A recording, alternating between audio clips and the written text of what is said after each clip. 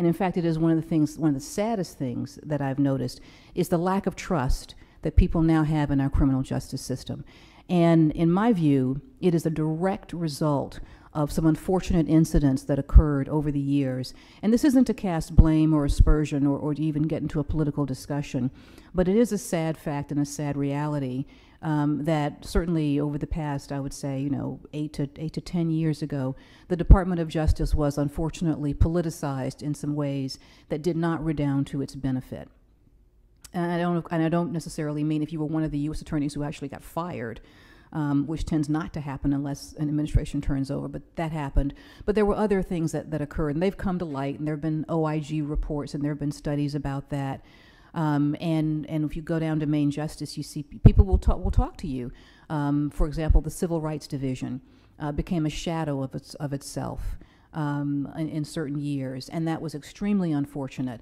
And again, I look at every administration as everyone is doing the best they can to protect the American people. We all have the same goal, one team, one fight, and people do it in different ways. But sometimes those ways play out, and in this instance, they have played out in a way that has affected not just the way in which we try cases, but the way in which we talk about criminal justice and criminal law and the way we view our system. And I see it upon my return to the office when I would present what used to be a fairly traditional matter.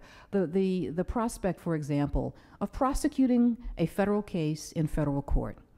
There is nothing more innocuous or plain vanilla than that prospect. And yet, as many of you will recall, when the discussion was had over where to prosecute certain terrorism cases, the discourse shifted and it went completely into the political arena. And for many of us who consider ourselves career prosecutors, whether we're in or out, your heart's always sort of there, it was a very difficult discussion to even watch, because it tied to nothing about the actual case and more about the political realities and issues that people had and what they wanted to talk about.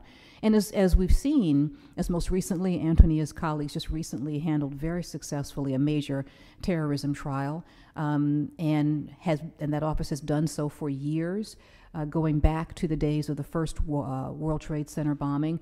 My office, in fact, has in fact prosecuted more terrorism cases in Article III courts than any other district in the country since 9/11. All safely, all securely, but that debate got hijacked and it got cast aside. So that was a very difficult thing to see.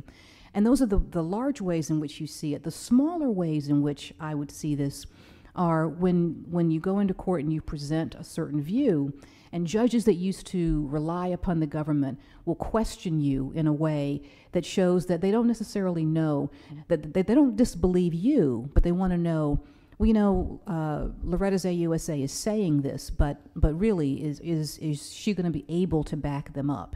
Is department policy going to continue to back them up in certain ways? And so there's a level of questioning. And this isn't to say that questioning is bad. I think the criminal justice system always has to be open for scrutiny, open for review, open for questions. That's the only way in which we make it better. And there's a number of things I think that are going on now in criminal justice policy that are a result of questioning and scrutiny and discussion from years ago.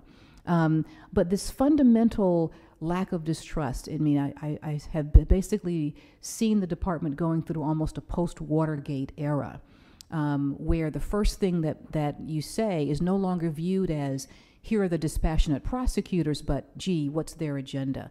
And for someone who truly loves the department and loves what I do, and thinks of it, frankly, as a public trust, it sometimes is disheartening. I think we're coming out of that. I think it's one of those things that you work through simply by doing the best you can and by doing the work and showing people why you were doing the work and being as open and as transparent as possible. But I have to say that is probably the biggest change in the way criminal justice is perceived of in this country, and it's been a sad one, but I think, as I said, one that we're working through. And I'll just conclude my remarks by saying that I was fortunate